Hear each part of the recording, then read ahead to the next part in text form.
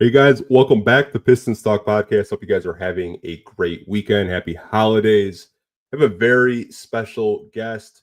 We got Pistons Jack, Detroit Pistons content creator. If you don't see him on Instagram, you don't see him on Twitter, his post-game shows, I don't know what you're doing. Jack, man, welcome to the show. Thank you so much for having me, man. This is so exciting. Like I was saying to you before, I feel like you set the standard in terms of the Pistons content creation space. So, I've been a fan of your content, obviously, since I started doing this a few years ago. So to literally be up here now, just having a chat with you about our favorite team, it's exciting. So thank you. No problem, man. A couple of my friends, like in group chats, they're like, "Man, you see Pistons Jack?" How it's just like, man, I remember him like 2 years ago, like reaching out for like advice. Like the come up is so cool to see. But I do want to kind of give you the floor anytime I do have a guest. Plug, promote yourself. Maybe there are some people watching live right now that have maybe never heard of you or seen your content before. Yeah. So at Pistons underscore Jack on on all the main social channels. Um, yeah, just follow me there. I pretty much put out content daily. YouTube, I go live after every post game.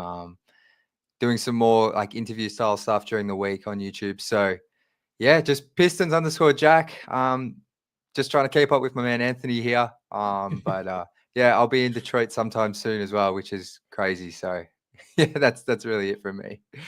Well, we do have all your social media links below in the description below. So if I have your Twitter, Instagram, and YouTube for people that do want to, go support you and, just keep up with all of the good Detroit Pistons content creators in the community. Because I feel like there are over at least 30 of us that do podcasts, do interviews like this. But before we kind of get into the topics, I want to just talk to you about this week for you because saw that the Pistons gave you a really cool custom made Detroit Pistons jersey. Then they're flying you out to Detroit for a game. So, like, what's this week been for you, just as a Piston fan? Man, it's been insane. I don't like the past 3 days have just been originally I was just so excited because I made that video for Kate's All Star. I was like, oh my God, I'm like collabing with them. And I'd been talking about that for a few weeks, like with the social team. So shout out to the Pistons social team. I'm sure you know them. They're all awesome. Spoke very highly of you as well, obviously, Anthony. But that opportunity was just like, this is everything. I'm so hyped. Um, the jersey as well, that was so cool. Like that was incredible. And then the trip was just like, what the hell? Like this is ridiculous. Like I honestly like I don't know if anyone believes in like manifestation, but like I've been writing in my journal every day that I'm coming to Detroit, they're gonna fly me. But I did not think it would be happening this soon. Like it's just so like the Pistons community, because you do this full time as well, Anthony. Like one of the reasons I decided to this full time is like I love the team, I love basketball, I love making content, but like connecting with the fans, like doing these streams, like especially because I'm from Australia, like you don't come across Pistons fans as much. Like it's literally a massive driver for why I'm doing this. I just love talking to Pistons fans. They're so passionate. So the outreach from them has been crazy. Like I'm still trying to get back to people. But it's just honestly, I don't know what day it is. Like I feel like I don't have enough time. My mind's all over the place, but I'm super happy and just so grateful.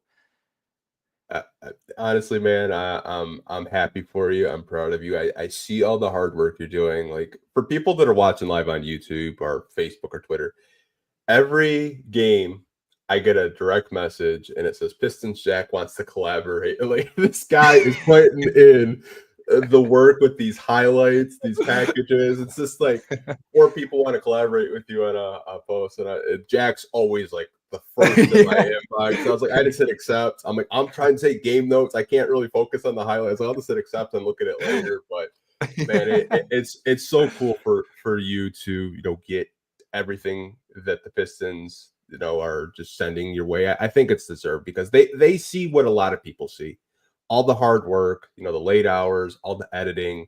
It takes a lot of time. I don't think a lot of people know this. Like content creation, it's fun. but it's very, very time consuming. Yeah. No, like, and you would know this better than anyone. And also just thank you. Like when you accept every collab, like that means the most to me. And I've let you know that, but that means so much to me. So I always appreciate when you accept those. But it takes time. It really does. And especially when they have a bad loss, it's like it's just because you don't want to just get on here and just, crap on the team. Like, because so just trying to find the positive angles, and just being constructive. Like it's very, and it's so emotional. Like, man, watching, because I never used to watch every game live previously. I'd watch probably 20% of the season live just because of the time zone difference. Now that I'm watching everything live, the one thing I underestimated is how emotionally draining it is. Like, that cannot be underestimated. Like, I've never felt so tired. And I worked social media for the NBL down here before, and that was a lot of hours. But this is the emotional side of this. It's crazy. Like, I'm exhausted sometimes, but Yeah. grateful to be doing it. But man, Yeah, like we'll get into the games this week and kind of just get like our overall thoughts. But like the biggest reason why I try to support people in the community is because when I first got started, nobody would help me out. I had to grow everything from scratch. It's just my way to help content creators like yourself. We've had people on like Blake and Wes from the Pin Down, which I love what those guys do. When we did that Pistons roundtable, like all of you guys are so great at what you do. For me, I feel like there's enough room for all of us to eat, all of us to, talk about different angles. Like I'm sure my post game shows are completely different from your post game shows because a lot of people watching live on YouTube are freaking hilarious, and I can't get to all the comments because they're so out of bounds. But like that's what we have our group chats for. We can kind of talk about that on this side, not on a podcast, because you never know who's going to be watching these. But man, like it's so awesome to see like how fast you've grown, and the fact that Andre Drummond is the reason why you're a Piston fan. Like I will never question your loyalty, brother. Like the fact that you grew up on the Andre Drummond era and that's why you're a Piston fan, like respect. no, Andre. Yeah, he's got a special place in my heart. Like, because I'm not doing any of this if he doesn't get drafted to Detroit. That's crazy, but it's meant to be in a way. Like I'm having that. My fandom starting with that era of Pistons basketball. Like, if I can get through that, like I'm never jumping off the ship. I do want to answer this question from First Class Kings. So funny enough, this hat is actually they're FanDuel now, but last year Bally invited me to a game in their suites, which was so cool. Shout out to Alec Cohen and the FanDuel Sports Network. They gave us like hats, winter hats. I ate like way too many cookies and they were like crack. I couldn't stop eating them. But me and my guy Easy went, had a really good time. I don't even think we watched the game. And funny enough, we were actually playing the Cavs and JB was coaching and we were up. And I think it was like Bojan Bogdanovich's like first game back, but I got this from Bally. I'm pretty sure you can get this in the 313 shop. I think I still saw it. I don't know if it's still available, but I think it was like a Bad Boys collaboration hat. But shout out to Alec Cohen and FanDuel Sports Network, man. Those guys are great. Yeah, I do want to kind of get into the games this week. Obviously, like you said, an emotional roller coaster. So we had the Miami Heat. That game, for the first three quarters, I was chilling, Jack. The fourth quarter, I swear, chest pains. Overtime, chest pains. Tim Hardaway Jr., holy crap. Then you had the Utah game where it's just like, what the hell just happened? Like, how did we almost give up 50 points in the first quarter? And then last night, man, like, I don't know what it is about this team. When they are locked in, they show up, they look like a playoff team. But I want to get your overall thoughts. What did you think of the games this week, and how many years off your life did the Pistons cause? Oh man, that Miami game. Let's start there. Absolutely chilling. I'm not gonna lie, I had a Christmas party the night before, so I was a little bit hungover watching the game. So I was like, "This is awesome." I'm feeling a bit under the weather, a bit tired, but they're constantly up by like 10 to 15, and then it was like a replay of the NBA Cup game where they just blow the lead. Tyler Hero started getting hot in that fourth, and as soon as it went to overtime, I'm like, "Nah, they're losing this. I think they go on an 8-0 run, Miami in overtime, and then Tim Hardaway Jr., who I have loved, and you've been big on tweeting out when he takes charges, and I think he's been a huge plus for this team still, but he's been struggling since that head injury. Out of nowhere, 9-0 run. I don't think that got enough love on social media. How insane that was! Out of nowhere, 3 straight threes, personal 9-0 run, and then Cade gets the go-ahead bucket and they win.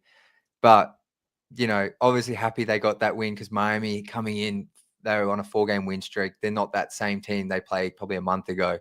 Great win. And then that Jazz game, I said after the Miami game, I'm like, you have to win the Jazz game. This team's talent, what we've seen, I don't care if they're inconsistent. You beat this team. They won 5 games. Of course, they come out and allow 45 points or something. And you're just it was just too big of a mountain to climb. They had the momentum for the last 3 quarters, really. Maybe the start of the fourth was a bit bad, but that game was wow, this is just who this Pistons team are. And they showed they are just an inconsistent team, and they come out and beat Phoenix on the road. And like you said, when they play with that energy, Jaden Ivey on the offensive glass in that first quarter, Jalen Duren was so active. Those two in particular in that first quarter were huge. Cade's Cade, but I think where I've come to settle is this team never get too low with the losses and don't get too high with the wins. So earlier in the season, when they beat the Pacers in that cup game, I'm okay, no, we're talking playoffs now. But then they got absolutely killed by the 76ers. So it's I'm just be happy with the wins and just know there's a disappointing loss coming, but there's also a surprise win. And I think at the end of the day, are they 12-17 now? Mm-hmm. Yeah. I think they're where they're meant to be. And it's been really enjoyable for the most part. One of my neighbors, he's been watching the Pistons since the 70s, and he's just they're a young team, and young teams are very inconsistent. He's the highs will be all-time high. You think you're making the playoffs. He's but the lows look like you're competing for Cooper Flag. So he basically told me the other day, and he's so right. This team is so inconsistent, but the fact that we have 12 wins in December, we didn't get our 12th win last season until almost March. I think I read this morning, 28th or something like that. There's clear progression, and they're on track to win 30 plus games this year, which is a huge improvement, I think. No, I mean, I'm not 100% sure what your prediction was, but for me, it was 29 wins because that's what I thought they were going to win last season. So I'm just I'm sticking with that. And they're right on pace for that. I think they might even be on pace for 32 maybe. So it's I think they are where they're meant to be, and they are inconsistent. But I think the thing that's pleasing to me and that I think shows real growth is, yes, they have these letdown games, but it feels like they always bounce back the next game. And they might not win, but they come out with great energy and they make it a really close game. And I think that's real improvement because last season's team, I feel like you can't even compare it anymore. But even the season before that, I just feel even in Cade's rookie season, this team went on a 10-game losing streak. So it feels like those days are behind us. They're going to have 3-game losing streak here and there. But overall, they're trending upwards. And I think the thing I've been big on is that we're so conditioned to this team after the trade deadline, just tanking. They're already bad normally, but just absolutely, we're running out half the Motor City Cruise team in March and April. But there's a real chance that they can be a 500 team after the All-Star break, maybe a bit better. And we head into next season with the expectation that they're a true 6 to 8 seed. I think that's a possibility. Yeah, I mean, we're getting closer to the trade deadline. We're going to talk about some more trades scenarios later in the podcast, but you never really know. Trajan may have to make a move because this team is winning games, and it may force their hand to actually possibly make a move they're not really ready for right now. I mean, the way Cade's playing like an all-star. I said it. Cade Cunningham should be an all-star this year. What he just did against Kevin Durant, what he did against Jimmy Butler this week. He's playing really good ball, man. I'm so happy for him. All the just terrible losses that he had throughout his first couple of seasons with the Pistons. Like, no one deserves to win basketball games like that, man. Like, so many times last year, I know you did a really good job of capturing those moments. It looked like he just needed a hug, man. Like, he just looked depressed. Yeah. No, I will never forget that Utah Jazz game. He looked like he was crying coming off the court. Fans were chanting, "Sell the team." They had paper bags on their heads. That is something I never, ever, ever thought I would see at a Detroit Pistons game. That's like something you see in New York or like a bigger franchise that's going I feel like that was just, I still can't believe that was real. So you're so right. Like, no one deserves to win more. And I've loved seeing how like engaged Kate is. Like, now he's yelling at officials. He's getting into it with opponents. Like, I love seeing that competitive juice from him. Yeah, I know someone said you guys aren't going to talk about the Ron fight. Okay, the Ron thing was fun. I don't really think I need to go too much into that. I just know that he's about that life. I mean, the kid was scrapping for loose balls in the preseason against Phoenix. Like, Yes. Ron was ready. And Jordan Clarkson, I swear, there's been like 4 instances of him putting up his fist, but I've never actually seen him throw a punch in my life. But I'll just leave it at that. I did want to get into Bobby Klitman. I don't really know if too many people knew that he actually kind of got cleared. He's been playing with the Motor City Crew. So I want to ask you, obviously we saw him a lot in the Summer League, and I felt like he was kind of the talk of Summer League. Do you believe if, he comes in and Simone Fontecchio maybe isn't being as productive as we thought he would going into this season, could Bobby possibly, take some minutes from Simone? I think so, definitely. And I do think Simone was actually really solid in yesterday's game, but he this season hasn't been where I think a lot of us expected. And I mean the skill set Bobby brings fits kind of what the Pistons are lacking, especially with the playmaking.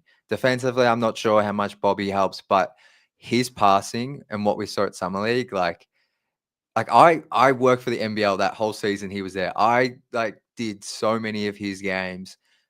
I knew he could score. I knew he had a nice jumper. I had no idea he could pass like that. Like, truly. Like, I was like watching those passes, I was like, what the hell where does this come from? Because he's so good at making passes in tight. Like, he was doing like no look kind of behind the head passes. Like, I was like, who is this guy? And then he was hitting threes. So like, I could definitely see, especially if like Tobias is injured, who I feel like Tobias at this stage of his career is going to miss more games. Like, there's definitely opportunity for Bobby to get minutes. And if he plays well in those moments, definitely take minutes from Tech. So yeah, I'm really excited to get to the point where he's fully healthy. He's through this Motor City Cruise kind of ramp up, because I think he's got some skills that can really help this team. Yeah, same here. Like, to your point, I didn't really know he had dimes like that. And anytime like a player gets drafted, usually have family members reach out, which I had the privilege of actually interviewing his old coach in Sweden. That was And awesome, by the way. he told me that Bobby was a point guard, and I guess that's where the handles come from. That's where the passing comes from. But he had a huge growth spurt, and he's kind of like a point forward now. Like, some of those dimes that he had in the summer league was like crazy. I know exactly what you're talking about. It was like a behind the head Yeah. pass, and there was like someone in the corner for 3, and then he like repositioned himself at the top of the key, and he almost made like a 3-pointer. I was like, dude, what the actual F? Like, where the hell did this kid come from? But I think I've kind of gone back and forth with him. In the NBA, I think he would probably be more of a power forward, maybe a stretch 4. I feel like Tobias is like a really good vet for him to learn under, and obviously he's been playing with the Crews, which I expect him to get called up eventually. I don't really know what the timetable is for him in terms of just like rehabbing with the Crews, and if JB thinks he's ready. I know he had a quote a couple days ago saying like it might take him couple more times playing with the Crews to kind of get in game shape, because he hasn't really played like basketball like that since the summer league. But I think a lot of fans are really excited to see what he could bring possibly. And I see a lot of people talking about like Michael Porter Jr. Like you might have a Michael Porter Jr. in Bobby Clint. You never really know. Like he already has that 3-point shot. Yeah, no, like I'm so excited. Like the passing for me is like that's kind of the skill set that's going to um elevate him as a player. But I'm so excited to see how his 3-point shot looks. Just off the bat, like whenever he's back, whenever he's checking in for the first time, if that shot's falling immediately, like now we're cooking because the passing I think will definitely come and there's a time for that. But I'm with you. He to me is he's a true 4-man. Like I think he's probably just a little bit slow's maybe a bit harsh. I'm not sure how I'd feel with him guarding like athletic threes, but I think he actually did an interview with Kevin O'Connor pre-draft and said Tobias is a player he molds his game after. So I mean, perfect situation for him to learn. But I definitely agree with you that he's kind of a stretch 4, true 4-man. Yeah, I mean, having a guy like that can, facilitate, pass, defend a little bit. I think the only thing with him that I was kind of like nitpicking is like the only weakness he has isn't really part of his game. It's just weight. I think if once he adds more Yeah. weight, he's going to be a really, really good player because it seemed like in the summer league he wasn't like really avoiding contact, but you could tell like he definitely needs to get in the weight room, which I think he will. But he's just a really sound, smart basketball player. Never really saw him make too many mistakes in the summer league, and even like the G League games that I did go back and watch with their showcase down in Orlando right now. He looked like he was just making the right reads. Had a play where he broke a Grand Rapids Gold guy's ankle. I was like, holy crap, they were not ready for that. But really excited to see what he can bring with the Detroit Pistons. I do want to transition into starting lineups because I feel like this is such a debated topic right now in the community. And I want to get your perspective on it. Obviously, the starting lineup most nights is Cade Cunningham, Jaden Ivey, Tim Hardaway Jr., Tobias Harris, Jalen Duren. Do you think they do need to make a starting lineup change? And what position would you like to see them maybe rotate in? I think it's tough because the guy I'm about to mention was awesome last night. And I still think he's been good for this season. But I think one of the Pistons' biggest issues in the past month or 6 weeks has been slow starts.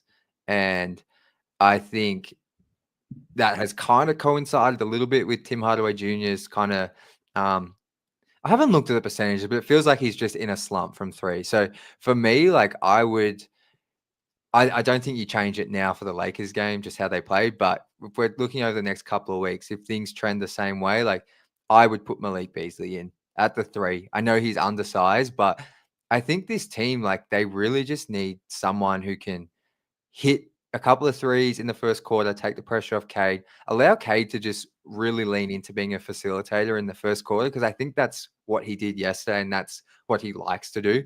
And I think Tim Hardaway Jr. was doing that in the first few weeks of the season, but it's kind of tapered off. And I think THJ as well is perfectly fit to swap roles with Malik Beasley. Like they're similar players. I think Beasley's just more in his prime and just playing better. Like he's been insane. And shout out to you because you were big on the Pistons signing him. But that would be the change I'd make. I've settled down on the center thing. I think JB handles the minutes fine. He rewards Duren when he's playing well, and he puts Stu in when he's not. They pretty much play like the same amount of minutes. So that's where I'd go. It'd be putting Beasley in. And I talked a couple of weeks ago with a content creator and a credential media member, Zarek, and we were kind of talking about this as well. And he said that he would switch Isaiah Stewart in for Jalen Duren, which I get. The season defensively Isaiah Stewart is having, he's having a season where the rim protection is a real thing with him. I feel like if he was 2 inches taller, he'd probably be in Defensive Player of the Year conversations. So just the type of blocks and the way he's just defending, I think he's done a really good job. But I think I'm with you. I like THJ, I really do. But there are games where he lays an egg and it's like maybe 5 points. And like when he's not really hitting a shot, the offense kind of gets cold. But nights like last night, I don't expect to happen every game. He Yeah. just came in, he was hitting his shots, and you kind of just saw the floor kind of open up for Kate Cunningham and Jaden Ivey because the Suns didn't really know who to guard. And the Suns are like a really, really bad defensive team, but I don't want to take anything away from that win last night. But overall, I think Malik Beasley, to me, if you look at the numbers when he starts, like his true shooting percentage is like 71% when he starts, which is like absolutely insane. Like I kind of like dove down the rabbit hole. It's just like 20 points a game, 50% from three. I was just like, yeah, this man has to start. That's insane. Yeah, I think like, and some people have kind of been like, well, I think JB likes having him off the bench, knowing that he can come in and add that scoring punch. But I just think it's so pivotal for this team, like in that first 6 to 8 minutes, that they have a guy that's knocking down a couple of threes just to get things going. And Tim was doing that earlier, but and he did it last night. Like I think he scored. He had 16 points, and I want to say like 8 of them were in the first quarter. So I just think that early scoring punch is really vital to this team getting off to good starts. And yeah, I'm fully with you. Like, did you say 71% true shooting? That's like a rim running center's true who doesn't shoot. Yeah, I think I had posted a graphic this week on Crazy. Instagram because I had saw like he's started 8 games this season. Yeah. And obviously, I was just like, "There's no way he's got a 71% true shooting percentage." And I go on StatMuse, and that's exactly what he had. I was just like, "Dude, that's insane." Yeah, 71% true shooting for percentage, 52.3 from the field, basically 47% from three, and 20 points a game when he starts. It's ridiculous. Yeah, man. Like I tried telling people like Malik Beasley would just fit like a glove. Like if you followed his career at all from Denver to Milwaukee, not so much the Lakers, and that kind of pisses Lakers fans off because anytime they sign someone that's a good shooter, they kind of call it the Laker effect. They immediately forget how to shoot, which is actually kind of hilarious. Like if he goes off in tomorrow's game, Lakers fans are going to be heated. Like I can already hear it because anytime if they sign like a former Miami guard or a shooter, they just I don't know, maybe it's maybe it's a pressure thing. Kendrick Nunn, like it's just it's absolutely insane. I know some people had mentioned starting Asar. My only thing with Asar is I think eventually he will be the starting small forward on this team or power forward, who knows. But the shooting right now, just I don't think it's consistent enough for JB to probably feel confident. I think defensively, he's a good player. I think he's still trying to get into basketball shape too. And missing all those games with blood clots, obviously, I think a lot of people just automatically want him to play 30 minutes a game. He's still on a minute restriction.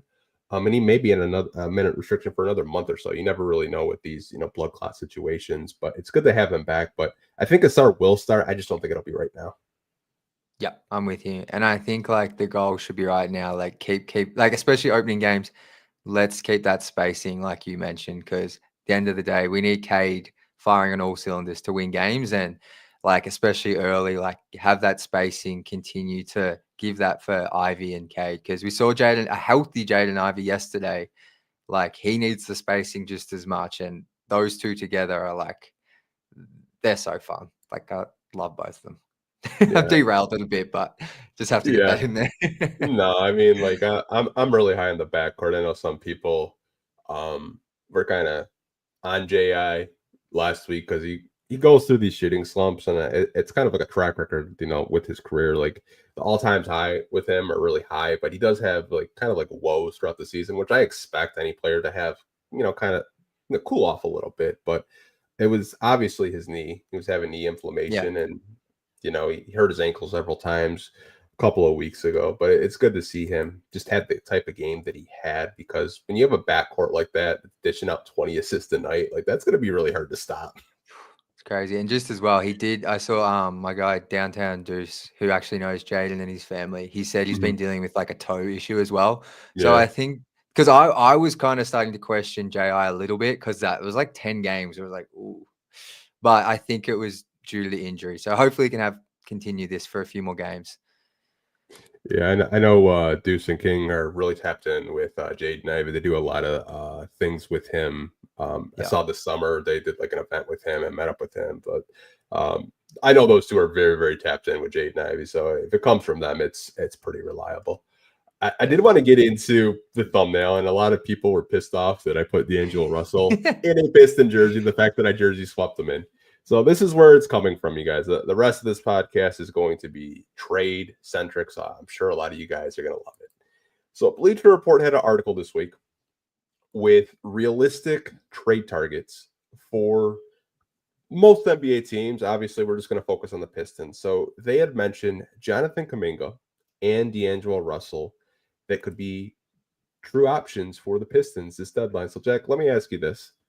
Both of these guys obviously would help this team, but what do you think hearing about a Jonathan Kuminga as a realistic target to the Detroit Pistons, or even a D'Angelo Russell for that matter?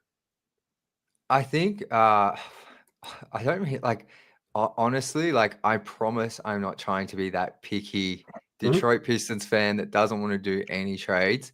But historically, I've not been a fan of Kuminga. Like, I think he's super talented. I think he could be really good. But the thing that worries me with bringing him to Detroit is, one, I think he's due for an extension because I don't think he signed one. And I'm not sure how much I'd want to invest in him, even though I know the potential's sky high. I've just never been the biggest fan of his game. And maybe I'm wrong for that, but it just doesn't get me too excited. And I'd just be wondering what they have to give up. Like, I would rather move any assets for a more proven guy. Like, honestly, like Levine, Ingram, those names we've had thrown out, like Michael Porter Jr., who I'm sure we might get to later. Yeah. Then a Kuminga.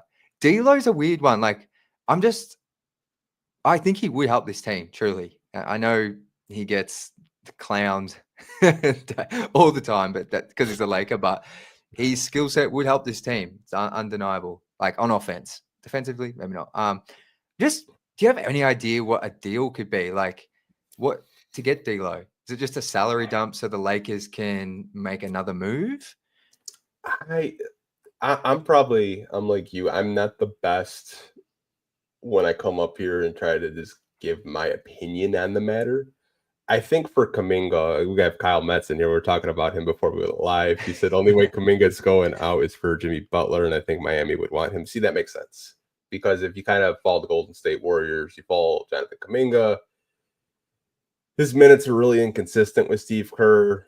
He wants to get paid like a number 2 option. So I think it would kind of be a red flag for the Pistons to try to trade for Jonathan Kuminga. Not to mention, you have Ron Holland and Asar Thompson. Like, I don't really think that you could try to develop all 3 of those guys at the same time unless one of those guys were possibly in a trade, and I just don't think the Pistons would do it. I think if Kuminga does get dealt, I think Kyle is kind of like on the right track with Jimmy Butler. If that does happen, I know Golden State and Phoenix are on Jimmy Butler's wish list to say, but I mean, according to his agent, it's not. Who knows? But I think D'Lo makes sense on paper if you're the Detroit Pistons, especially when you kind of talk about, veteran guards, backup point guards, if you will, which I don't really know if D'Lo would want to get traded to the Pistons to be a backup guard. You'd probably want to start. And it's just like, if you try to trade for D'Lo, it's just like, what happens to Jaden Ivey's minutes? What happens to Marcus Sasser's minutes? It's just like, I like where Bleacher Report's head is at in terms of targets, because it's not like, the top tier guys right now, which we're going to talk about, like Zach LaVine, talk about Michael Porter Jr. We talked about it on the roundtable episode we did, like kind of like B- players. I like where their head is at. I just don't think either of these guys probably get traded to Detroit unless the Pistons are just absolutely in love with either one of them. Definitely. I think the key thing you mentioned there is I'm still very much in on Jaden Ivey, and taking minutes away from him. If D'Lo is willing to come and be like backup, I'm okay. Like, I love Marcus Sasser, but I think it's really tough for him to find a role right now. If D'Lo was going to be the backup point guard, I'm much more into a deal there. If he's coming to be a starter and you're taking away Ivy's a big chunk of his minutes and role, that's where I'm like, I just don't know if the payoff's really there. But I agree with you. They do make sense for the Pistons, these 2 names. Like, I can see why they brought them up. Yeah, and like full transparency, used to work for Bleacher Report, used to write articles for them. So I do like to show them love when we do come on here. I know some people roll their eyes when they see Bleacher Report, they're like, really? Like, why are you talking about that? I mean, they called the Tim Hardaway Jr. trade to a T. Like they had an article about it. I was like, hey man, they're cooking sometimes, but I did want to kind of show them some love. But Definitely. I don't know. You never really know. I mean, like I didn't think that we were going to trade Sadiq Bey. I don't think a lot of people, or I didn't know that we were going to trade Blake Griffin. You never really know at the trade deadline, man. Like it just can go like 1 minute you're just enjoying your coffee or tea. Next minute you get a Shams bomb. You're like, dude, what the hell just happened? I know. I'll let you get to the next topic. So I feel like we're going to chat about what I was going to say. Yeah. We're going to talk about the Denver Nuggets and the Chicago Bulls. So obviously they've been in the news recently with trying to get Zach LaVine to Denver. I've also seen Brandon Ingram as a possible target for Denver, which I don't really like personally. But how we're going to spin this into a Pistons topic. Would you like to see the Pistons possibly be a third team with a Denver Nuggets Chicago Bulls trade? I would love to. And I think that's what that Paul Reed maneuver was about. So the Pistons, I mean, they already were, I think, the only team with cap space, but now they went from 10 to 14 million, by far the most. And I think this is shaping up. I think Kyle mentioned it in the chat as well, but I think the Pistons at the deadline will be that third team to help facilitate one of those deals. Now, obviously, we don't want them just getting Zeke Naji and the second round pick, but I have trust in Trajan and the Pistons front office that's not kind of the goal here. But I think they have clearly put themselves in a position to be the third team and to be the team that everyone's calling to help maneuver salaries and make deals happen. And hopefully they can get a potential young player or a player whose value might be a bit low, but has immense potential to help this team, or maybe just some picks as well. I think that's what's going to happen.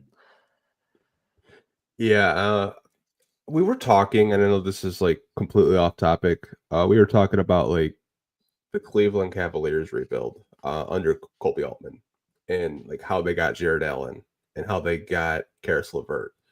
Like if you remember, like the Cavs just put them in situations where they got those players. Now, I'm not saying like the Pistons are going to get a Jared Allen type player or a Karis LeVert, but I think Trajan has been very consistent with what he wants to do with that last roster spot. I mean, we heard in the beginning of the season, he said, you know, a team that wants to get off a hefty contract, a bigger contract, we'll take it. We're just looking for some compensation, whether that's draft capital, maybe it's a rotational player, maybe it's a position that he feels that the Pistons need to upgrade, whether that's like a backup center, which I don't really think we need one now since we re-signed Paul Reed, but hey, you never know.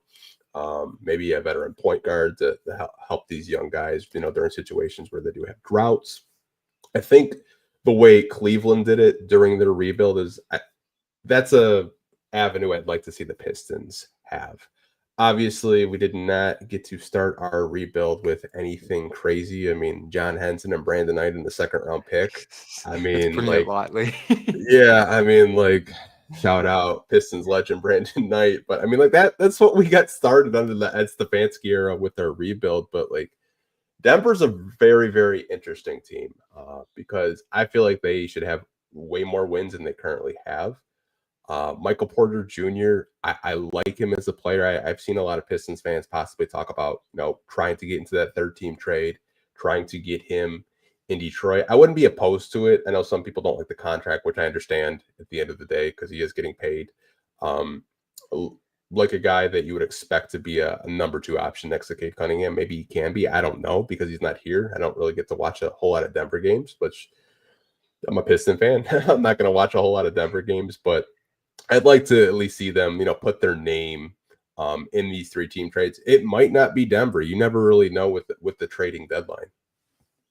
If they could get Michael Porter Jr., I just feel like that's like when I did my episode with Carl Metz, he brought forth a 3 team trade. And I think like Porter Jr.'s contract seems like a fair bit, but I think it's only 33 million annually, and it probably goes up a couple of million each year across the next few. But it's a reasonable deal if he's staying healthy. Like he's having a career best year. From memory, when I was doing some research, career highs in points, rebounds, assists, 3-point percentage. Like he's playing really well this season. He just isn't the best on defense. If they could get him, that'd be incredible. But you brought the comment up here. Lonzo is definitely that kind of below value asset that the Pistons could cash in on. And I haven't admittedly watched much of Lonzo this season, but if he can still shoot the ball, I'm assuming he's lost a fair bit of his athleticism, but if he can still shoot the ball and play solid defense, his passing, I feel like he would be very down with a backup point guard role as well, mind you. Like that's the kind of way you can cash in as that third team and potentially get yourself a player whose value right now is below what it could be in 12 months' time. Not only that, like I don't really know how well his knee is. I remember reading like a crazy story where he had like a transfusion like in his knee, but like I'm not gonna go down that rabbit hole. I want to get to Kyle's comment. He's been really active in the chat, so shout out to him because I know he's really, really intelligent in terms of like trades and cap space. I am not, so I will listen to anyone that's more informed than I am. But him saying like Lonzo is definitely available. You wouldn't really have to pay to get him because he's on an expiring. I do agree there. I think Lonzo's intriguing from a standpoint of having a true floor general when Cade does hit the bench. And I think in the pick and roll, Lonzo would be really well. And there is, a Fred Vincent connection as well. I mean, he spoke very, very highly of Fred Vincent when he was in New Orleans, really reworked his shot. But I don't want all the Ball brothers in Detroit. That's just my thing. Like, we already had Jello Ball for a minute. I don't know if LeVar would try to push his weight. And like, he was like talking greasy with Dwayne Casey when we cut him. So I don't know, man. I love the Ball family. I'm guessing, did you ever watch the Facebook show? Oh, dude, I loved it every week. It was my favorite. I love that. Like Lonzo, like when he got drafted to the Lakers, like he was my favorite non-Piston. Like I absolutely, and I think it was from watching the high school stuff, then the Ball in the family, but him and I just love LeVar as well. I find him hilarious, just as particular as an Australian. Like LeVar's hilarious, man. Like, but putting all that aside, like I think that is, if they could get him just to help facilitate a deal, like I'd be so keen to see him in a Pistons uniform because I think he could really help. Yeah, I mean, just some of the passes he can make, it's like next level, like stuff that you just can't teach. I know Kyle was talking about the problem with the Michael Porter Jr. deal hurts their ability to get a defensive big, which I agree with. I've been like really, really high on Miles Turner. I don't know if they can get Miles Turner. It's a wish list thing for me right now. Like I just kind of look where Indiana's at, and I looked at like all their contracts that are guaranteed. I was like, ooh, maybe you can get a Miles Turner. You never know. Oh man, you brought that up on the round table, and we were just like, why is no one thinking of this? Like he fits so well. Like, but like you said, I think it's a little bit of a dream, but it's one I think that's realistic for sure. Yeah. I mean, like, I don't know if they'll trade him. I know Kyle said, yes, please, but they won't trade him. Yeah, like that's the thing. Like Indiana, obviously, they probably don't want to be in the position that they're in. They probably want to be like a top 4 team in the Eastern Conference, but they've really struggled. I think some teams have kind of figured them out how to play them, but yeah, like Miles Turner's on my wish list, man. Like if it's not Miles Turner, maybe Brook Lopez. I know he's a little bit older. He's a stretch 5. I just want to stretch. I want to stretch 5. Like I love Brook Lopez, even though he cooks the Pistons every time. Like he would be awesome, even at his age. I'm not too concerned. Yeah, I mean, anytime we play Boston, I was like, shit. We need a stretch 5 so bad. We need someone that can just match up with their bigs like Al Horford and Kristaps Porzingis. Like a Miles Turner or a Brook Lopez, I think would just really fit. But probably both of those guys want to sign with contenders, and I'll probably get my hopes up for nothing this summer and make a whole detailed video about it. I think Turner could come to Detroit because they're looking like on pace with the. Don't pun not intended, but on pace with the Pacers. Like this season, like the Pacers, that they're both got the same records. Like Pistons seem to be trending up. They're kind of going, who knows? So I like it. Yeah, we'll get to another topic. I saw this week from Jake Fisher, and it's Clint Capela. Obviously, the Hawks have talked about possibly trading him. I believe he's on expiring. I don't have Spot Track pull up in front of me, but I'm pretty sure he is. Would you be intrigued with at least entertaining trying to get a Clint Capela to this roster? First of all, I just want to shout you out for doing a jersey swap for Clint Capela on the banner here. Like that is, we talk about the grind of content creation. Like that is true grind, and like they're the details. But so shout out to you for that. But I had Clint Capela. We both do this and some other content creators, but we'll do like the starting fives around free agency time. And I remember putting Clint Capela in, and I got absolutely roasted for it. Look, I think at the end of the day, he rebounds well. He's 6'11". I feel like the Pistons just constantly feel like they're lacking size. Mhm. Um, I think he's still a solid rim protector at this stage of his career. I think he's lost a step, so maybe he's not blocking every shot and giving you those good contests. But like if it's just a salary dump and you've exhausted some other options, like, and you could get maybe a pick with him, like I don't really see.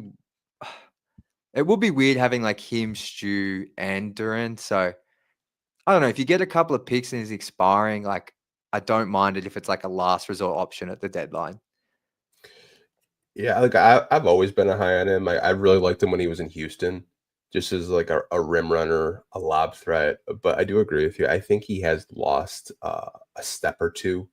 I remember Cade blocking a shot, and I yelled at my TV. I was so excited when they won that Hawks game. But I would be intrigued. I feel like you'd have to trade one of your bigger contracts. So possibly you're trading a Tim Hardaway Jr. to try to like make the money work, possibly. Um, but to your point, yeah, it would be weird because you have Stewart, you have Duran. But what happens with Paul Reed now that he's on a minimum deal? Like I doubt you want to carry four centers. I feel like you'd have to move maybe one of those guys to try to make it work rotation wise. Maybe I'm off base there, but um, it's going to be really interesting to see where he goes. Like watch him just go to like a team that we're not even talking about right now. Like Well, maybe Troy Weaver wants him. I don't know. well, maybe so. Like I was just thinking about because I saw Kyle in here says Capella expiring 22 million. So Mhm. the big thing with getting Capella is you now get he comes off the books at the end of this year. So maybe Capella is a part of like a Jalen Duran trade. Now I'm not saying Duran goes to the Hawks, but maybe the Pistons get Capella some sort of young player asset in a 3-team deal, um and they trade out Duran, and then your center rotation makes sense. Obviously, you're ending the Jalen Duran experiment, but maybe they can get some other real assets, and Capella's just kind of like a placeholder for this season, but you also get that cap space this summer to help you make more moves. So that's probably one way I could see it happening. Yeah, Kyle has some thoughts on it. He said, "I thought routing Capella to the Pacers in a turn trade could potentially work, but three-team trades are hard to predict." And he also said that the Pelicans make sense. Yeah, the Pelicans make so much sense. Yeah. I'm so bad with trades. I don't even like open like a Fanspo or a trade machine. Like full transparency. I got a DM about a month ago, and this kid sent me a 15-team trade. I know it's just like one.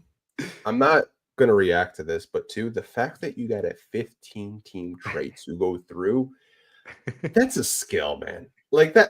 I don't know if you get those crazy DMs with like the 17 trades or anything like that, but I got one the other like a month ago. I was just like, this isn't gonna happen. But like the fact that you got it to go through, man, like that had to take at least like 30 minutes just to get all the salaries to match.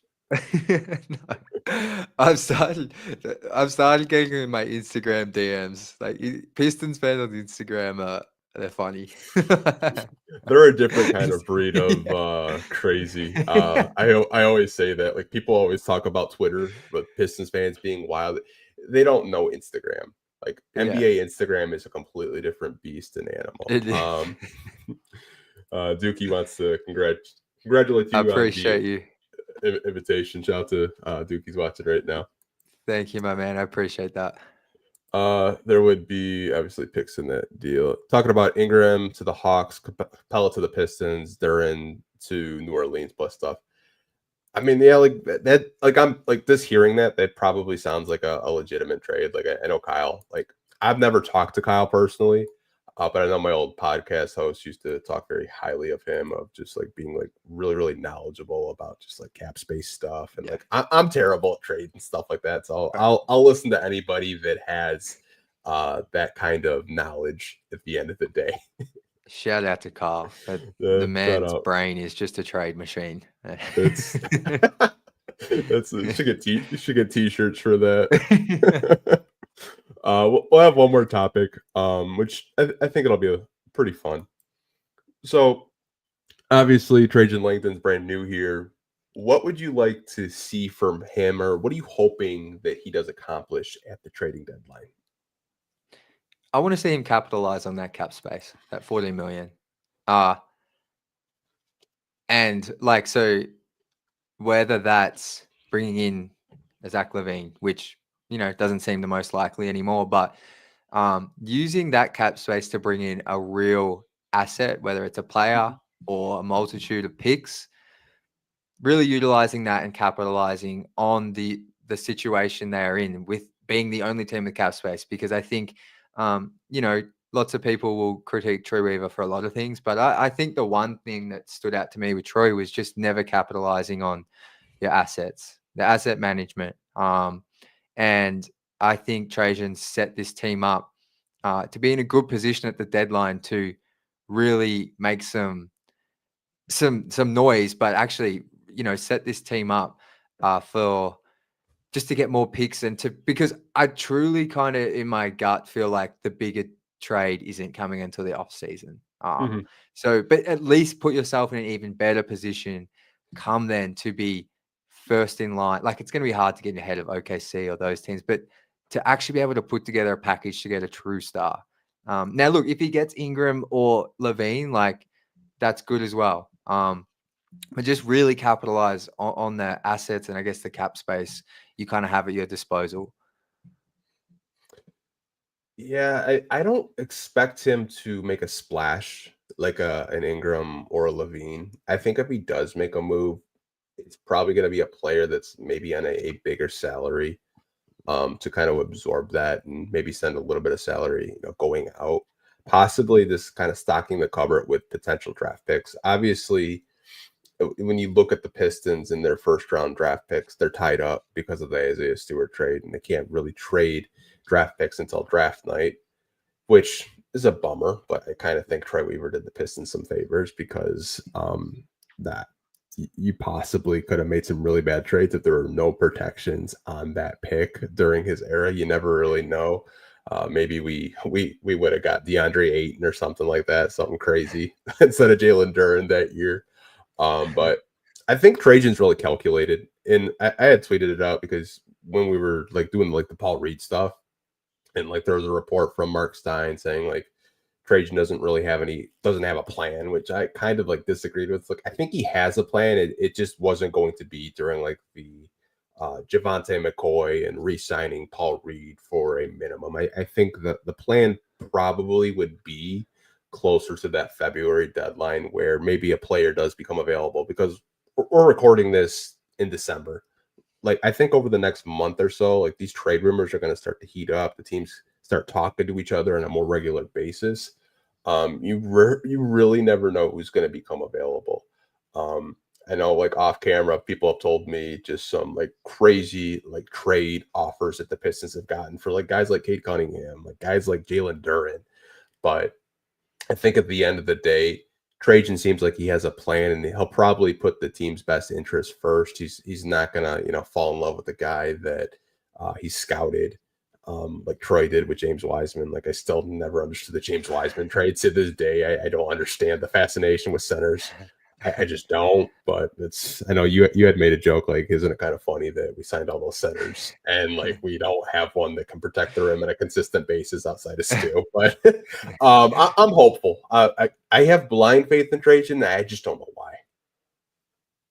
No, I think what the moves he's made so far, like, after last season, like, I'm it's gonna take a lot for me. Like, I need to see the results first before I get excited about a coach or a GM, because we all were extremely excited, or I know I was for Monty Williams. Like, I was like, wow, but and how that went was taught me some lessons. But I think the moves we've seen Trajan make so far and the roster he's put together, particularly in like a ridiculously condensed time frame, like I think they've all been solid to good. Like I think the one people will look at is a Tim Hardaway Jr. one. I haven't checked in how Quentin Grimes is playing, but I think Grimes, there was some talk he didn't really want to be in Detroit. And you're also going to have to extend him as well at the end of this season. So now you actually got those 3 second-round picks. THJ's been solid, helped win you at least a couple of games. So I think there's definitely reason to have faith in him. So I think he is calculated. I think there is a real plan. Like I was a bit worried when I saw that Mark Stein report, and I was like, "Oh, this seems like a bit chaotic." But then, as we saw, turned out it was a really good piece of business from the Pistons. So I think there's reasons to have faith in Trajan and his plan.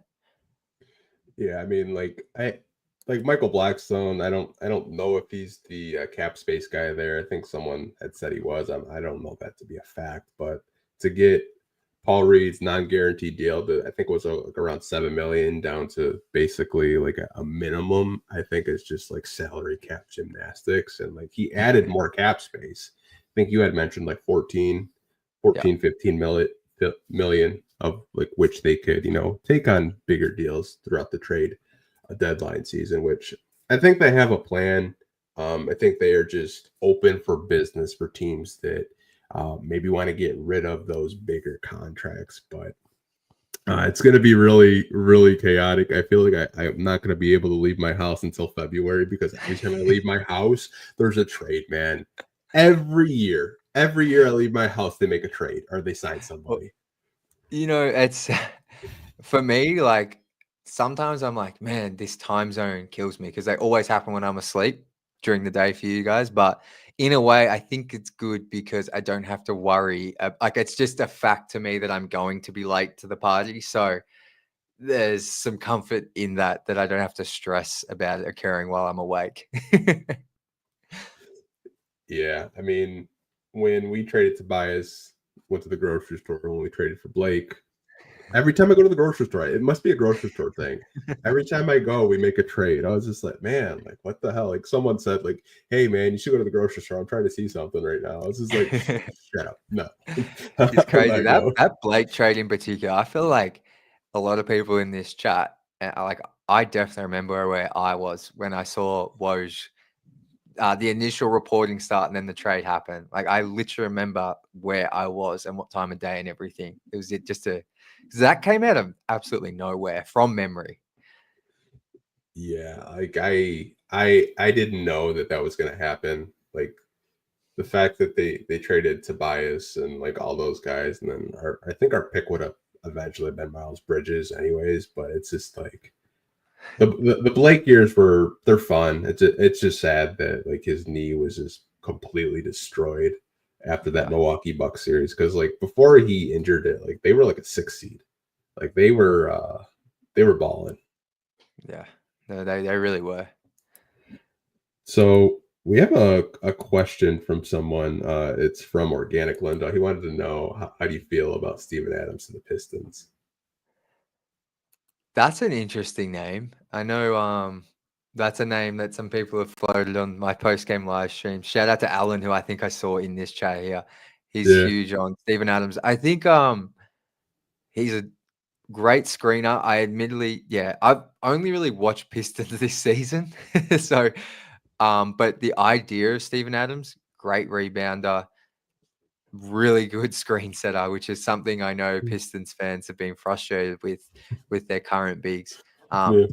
plenty of size, like probably in terms of just pure muscle and size, like it doesn't come much bigger than Steven Adams. So like, yeah, sure. Like I'm open to it. I think he addresses some issues. I would just have to go back and fully look at how he's been playing, and because I know I don't know, maybe it was a back injury. I'm not sure, but yeah, the idea of him, I like that in Detroit. Definitely fits the Detroit City type of vibe for sure.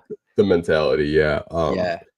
When Troy was here, his brother Tracy, I used to talk to all the time, and he was telling me like how strong Steven Adams was. He's just like, this guy could literally pick up like 3 guys just on his bicep alone. Like the guy is just built different. To your point, like he's an elite screen setter. Like I remember watching him in OKC, and even Memphis to an extent. Like really good screen setter. I think he'd be a good vet too. I feel like him and Stu would become best friends. Like if they were on the team, like because those two would probably go at it in practice like every day. Like I'd absolutely love Steven Adams. I just don't really know if the Rockets would want to let him go. I feel like he's a really big piece for what they're doing this season.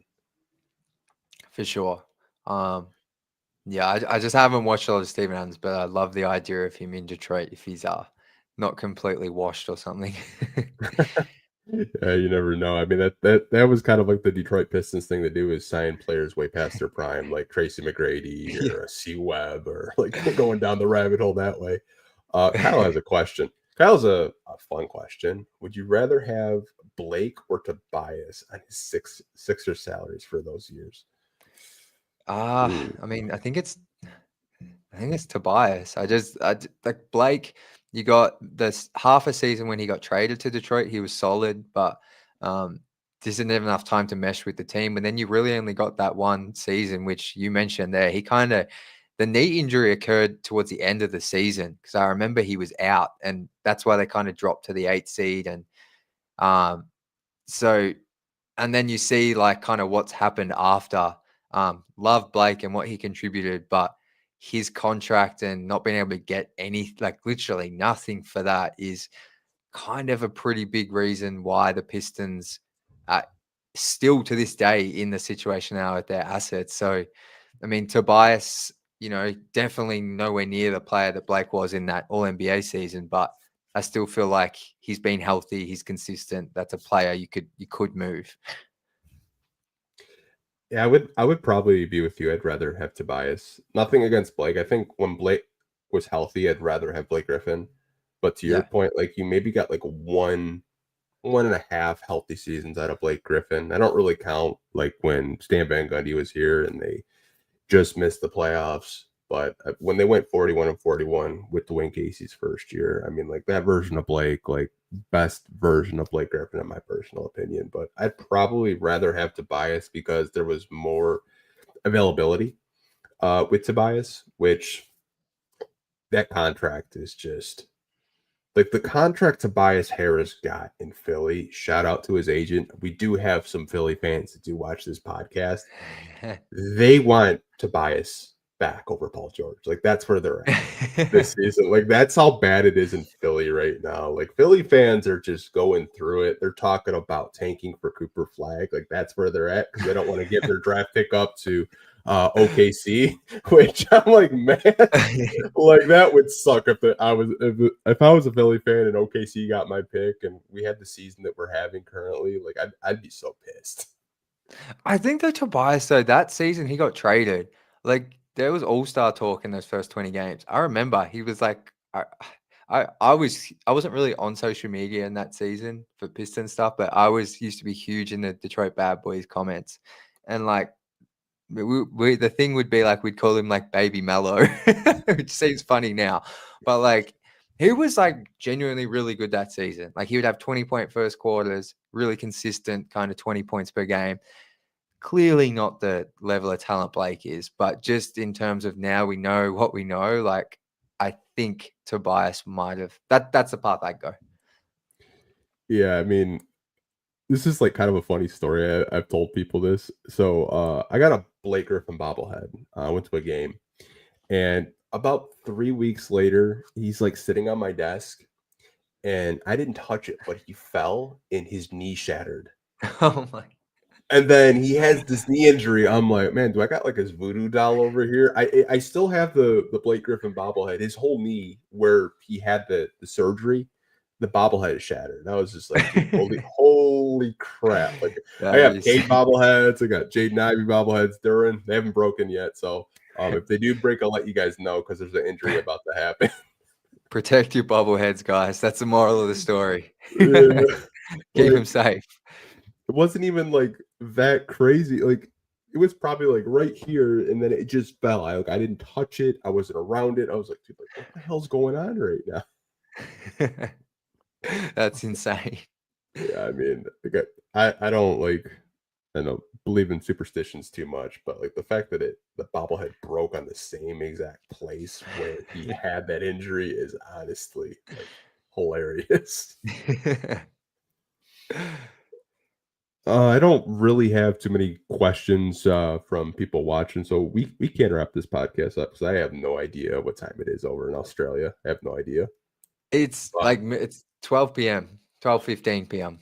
Okay, I had no idea with the time differences, but I do want to give you the floor again to plug and promote where people can find you and support you.